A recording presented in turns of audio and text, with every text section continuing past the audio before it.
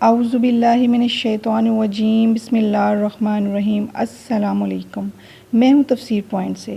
میں اپنی ویڈیو کا آغاز حضور اکرم صلی اللہ علیہ وآلہ وسلم کے فرمان سے کرنا چاہتی ہوں۔ نبی کریم صلی اللہ علیہ وآلہ وسلم نے فرمایا، جس گھر میں قرآن مجید کی تلاوت کی جاتی ہے وہ آسمان والوں کو ایسے نظر آتا ہے جیسے زمین والوں کو ستارے نظر آتے ہیں۔ جی ناظرین، پچھلی ویڈیو میں ہم نے اس بات کی وضاحت پیش کی کہ سورہ توبہ سے پہلے حضرت عثمان غنی رضی اللہ تعالیٰ عنہ نے بسم اللہ کیوں نہیں لکھوائی۔ صورتوں کی شکل میں آیت کی ترتیب خاص نبی کریم صلی اللہ علیہ وآلہ وسلم کی ہدایت کے مطابق تکمیل پذیر ہوئی۔ قرآن مجید کی صورتوں کی تقسیم یوں ہے: سورہ بقرہ سے سورہ توبہ تک اطوال ہیں، یعنی لمبی صورتیں۔ سورہ یونس سے سورہ فرقان تک معین کہلاتی ہیں، یعنی ایسی صورتیں جن کی آیات 100 کے لگ بھگ ہے۔ سورہ شعراء سورہ الفتح تک مثانی کہلاتی ہیں، ان کی آیات 100 سے کم ہیں، ان میں سے قصوں کو بار بار دہرایا گیا ہے۔ سورہ الحجرات سے لے کر اختتام تک تمام صورتوں کو مفصل کہلاتی ہیں۔ ایسی صورتیں جن کی آیات کے آخر میں آنے والے الفاظ صوتی ہم آہنگی رکھتے ہیں، اور آخری قسم کی جو ہے اس کو اور مزید تقسیم کیا گیا ہے: اطوال مفصل یعنی لمبی صورتیں، وساط مفصل متوسط صورتیں، قصار مفصل مختصر صورتیں۔ حضور اکرم صلی اللہ علیہ وآلہ وسلم رمضان المبارک میں آپ کی فراغ دل کی کوئی انتہا نہیں رہتی تھی۔ پورے رمضان المبارک میں ہر رات جبرائیل امین آپ سے ملتے تھے اور نبی کریم صلی اللہ علیہ وآلہ وسلم آپ کو قرآن کریم سناتے تھے۔ بعض روایات میں فیدِ عرصہ القرآن کے لفظ آتے ہیں، یعنی باہم پڑھتے پڑھاتے تھے۔ رمضان المبارک میں جبرائیل امین آپ سے ملتے تو آپ کار خیر کے لیے فراغ دلی میں ان ہواؤں سے بھی بڑھ جاتے تھے جو بارش لاتی ہیں۔ اس حدیث سے یہ ثابت ہوتا ہے کہ نبی کریم صلی اللہ علیہ وآلہ وسلم پورا قرآن مجید جبرائیل امین کو سناتے تھے، اور اسی طرح جبرائیل امین آپ کو سناتے تو معلوم ہوا کہ پورا قرآن صورتوں کی شکل میں بہرحال مرتب تھا۔ جو شخص قرآن کے سائے میں جیتا ہے، اس میں غور و فکر کرتا ہے، اس پر یہ بات عیاں ہو جاتی ہے کہ قرآن کی ہر صورت ایک مستقل اور ذی روح شخصیت رکھتی ہے۔ دل مومن تو اس کے ساتھ اس طرح مانوس ہو جاتا ہے کہ گویا وہ کسی زندہ انسان سے ہم کلام ہے، جو واضح خد و خال اور روح حیات رکھتا ہے۔ ہر صورت کا ایک مرکزی مضمون ہے یا کئی مضامین ہیں جو ایک ہی محور کے گرد گھوم رہے ہیں۔ نیز ہر صورت کی ایک مخصوص فضا ہے جو اس کے تمام موضوعات سخن پر چھائی ہوئی ہے۔ اس میں ان موضوعات پر متعین پہلو سے بحث ہوتی ہے تاکہ ان موضوعات اور صورت کی اس عمومی فضا کے درمیان کامل درجہ کی ہم آہنگی پائی جائے۔ پھر ہر صورت کا ایک مخصوص صوتیاتی اثر ہوتا ہے اور پوری صورت میں ایک ہی رہتا ہے۔ اگر کہیں اس میں کوئی تبدیلی ہو بھی تو وہ اس مخصوص موضوع سخن کی وجہ سے ہوتی ہے۔ قرآن مجید کی تمام صورتوں کی یہ خصوصیت ہے کہ اس میں سورہ بقرہ جیسی طویل ترین صورتیں بھی مستثنیٰ نہیں ہیں۔ سورہ بقرہ متعدد موضوعات پر مشتمل ہے، لیکن وہ تمام موضوعات ایک ہی محور کے ارد گرد گھوم رہے ہیں۔ یہ محور دو متوازی اور باہم مربوط خطوط سے مرکب ہے۔ ایک طرف تو یہ پوری صورت بتاتی ہے کہ بنی اسرائیل نے دعوت اسلامی کے مقابلے میں کیا موقف اختیار کیا، انہوں نے اس دعوت کا استقبال کس طرح کیا، اس کے پیغمبر کو کیا کیا اذیتیں دیں، اس دعوت کی بنیاد پر اٹھنے والی جماعت اور امت مسلمہ کے خلاف کیا کیا سازشیں کیں۔ نیز اس موقف کی دوسری تفصیلات اور کڑیاں، مثلاً یہود و منافقین کا باہم گٹھ جوڑ، مشرکین کا باہم تعلق وغیرہ۔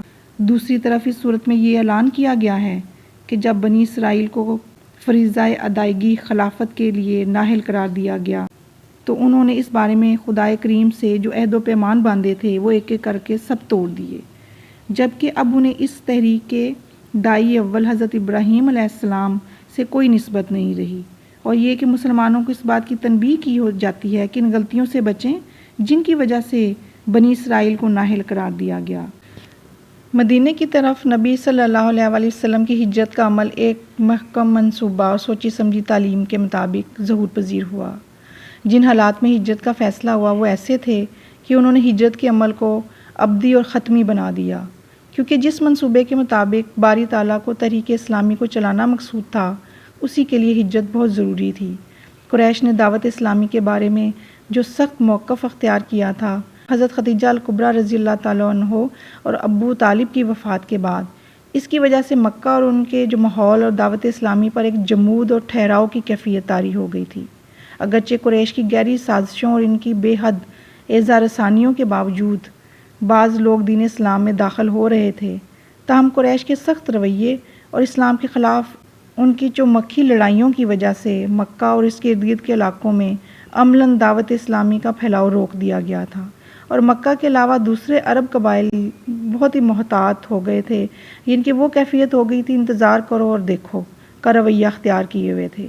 اس بات کے منتظر تھے کہ نبی کریم صلی اللہ علیہ وسلم اور آپ کے قریبی رشتہ دار ابو لہب، عمرو ابن حشام، ابو سفیان بن حرب، ان کے درمیان کشمکش برپا ہے، اس کا کیا فیصلہ ہوتا ہے، کیونکہ یہ لوگ دعوت اسلامی کے داعی کے قریبی رشتہ دار تھے، اور عرب کے قبائلی معاشرے میں کنبہ پروری کو بہت اہمیت حاصل تھی، اور عام لوگ نبی کریم صلی اللہ علیہ وسلم کے خاندان سے یہ توقع رکھتے تھے کہ وہ سب سے پہلے اسلام کو قبول کریں گے، لہٰذا ان کے اس موقف میں کوئی وجہ نہ تھی کہ ایک عام عرب دعوت اسلامی کو قبول کرے، یا بالخصوص حضور پاک صلی اللہ علیہ وسلم کا خاندان خانہ کعبہ کا متوالی بھی تھا۔ یہی وجہ ہے کہ رسول اکرم صلی اللہ علیہ وسلم مسلسل اس بات کی تلاش میں رہے کہ مکہ کے باہر دعوت اسلامی کے لیے کوئی ایسا مرکزی مقام تلاش کیا جائے جو اس نظریہ حیات کا گہوارہ ہو۔ یہی وجہ ہے کہ حضور اکرم صلی اللہ علیہ وسلم مسلسل اس بات کی تلاش میں رہے کہ مکہ کے باہر دعوت اسلامی کے لیے کوئی ایسا مرکزی مقام تلاش کیا جائے جو اس نظریہ حیات کا گہوارہ ہو اور تحریک کو امن و آزادی کی ضمانت دے، یہاں تحریک اسلام اس جمود کی حالت سے نکل سکے جو کہ مکہ میں اس پر طاری ہے، اور یہاں آزادی کے ساتھ لوگوں کے سامنے دعوت اسلامی پیش کی جائے اور اسے قبول کرنے والے اس ایذا رسانیوں سے محفوظ رہ سکیں۔ میں سمجھتا ہوں کہ ہجرت کے اقدام کے جو اسباب بھی تھے، ان میں سے سب سے پہلا سبب یہی تھا۔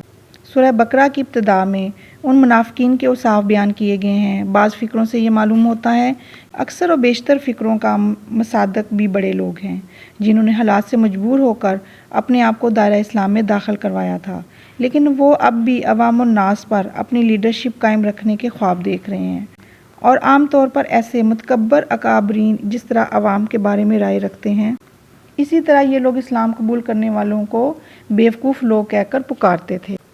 چنانچہ اللہ تعالیٰ فرماتا ہے، بعض لوگ ایسے بھی ہیں جو کہتے ہیں کہ ہم اللہ پر اور آخرت کے دن پر ایمان لائے ہیں، حالانکہ وہ در حقیقت مومن نہیں ہیں۔ وہ اللہ اور ایمان والوں کے ساتھ دھوکہ بازی کر رہے ہیں، مگر دراصل وہ اپنے آپ ہی کو دھوکے میں ڈال رہے ہیں، اور انہیں اس کا شعور نہیں ہے۔ ان کے دلوں میں ایک بیماری ہے جسے اللہ نے اور زیادہ بڑھا دیا، اور وہ جھوٹ بولتے ہیں۔ اس کی پاداش میں ان کے لیے دردناک سزا ہے۔ جب کبھی ان سے کہا گیا کہ زمین میں فساد برپا نہ کرو تو انہوں نے یہی کہا کہ ہم تو اصلاح کرنے والے ہیں۔ خبردار، حقیقت میں یہی لوگ مفسد ہیں، مگر انہیں شعور نہیں ہے۔ جب ان سے کہا گیا کہ جس طرح وہ دوسرے لوگ ایمان لائے ہیں اسی طرح تم بھی ایمان لے آؤ، تو انہوں نے یہی جواب دیا کہ ہم یہ بیوقوفوں کی طرح ایمان لائیں۔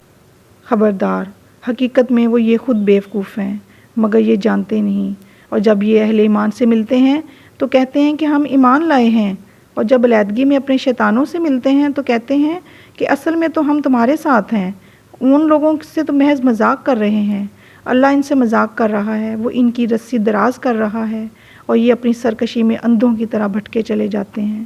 یہ وہ لوگ ہیں جنہوں نے ہدایت کے بدلے گمراہی خریدی ہے، مگر یہ سودا ان کے لیے نفع بخش نہیں ہے، اور یہ ہرگز صحیح راستے پر نہیں ہیں۔ ان کی مثال ایسی ہے جیسے ایک شخص نے آگ روشن کی، اور جب سارا ماحول چمک اٹھا تو اللہ نے اس کا نور بصارت سلب کر لیا، اور انہیں اسی حال پر چھوڑ دیا۔ تاریکیوں میں انہیں کچھ نظر نہیں آتا۔ یہ بہرے، گونگے، اندھے ہیں، اور یہ نہ پلٹیں گے، اور یا پھر ان کی مثال یوں سمجھیں کہ آسمان سے زور کی بارش ہو رہی ہے، اور اس کے ساتھ اندھیری گھٹا کڑک بجلی چمک رہی ہے۔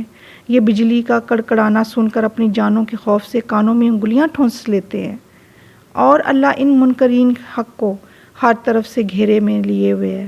چمک سے ان کی حالت یہ ہو رہی ہے کہ گویا عنقریب بجلی ان کی بصارت کو اچک لے جائے گی۔ جب ذرا کچھ روشنی انہیں محسوس ہوتی ہے اس میں کچھ دور چل لیتے ہیں اور جب ان پر اندھیرا چھا جاتا ہے تو کھڑے ہو جاتے ہیں۔ اللہ چاہتا ان کی سماعت اور بصارت بالکل ہی سلب کر لیتا، یقیناً وہ ہر چیز پر قادر ہے۔ ان اللہ علی کل شیء قدیر، اللہ تعالیٰ ہر چیز پر قادر ہے۔ اس کے ساتھ ناظرین، اگلی ویڈیو میں انشاءاللہ تعالیٰ ہم سورہ بقرہ کا باقی حصہ پیش کریں گے، اس کے بعد سورۃ بقرہ کی ترجمہ اور تفسیر شروع کریں گے۔ اللہ تعالیٰ سے دعا ہے کہ ہمیں قرآن پاک پڑھنے، سمجھنے اور اس پر عمل کرنے کی توفیق عطا فرمائے۔ اللہ حافظ۔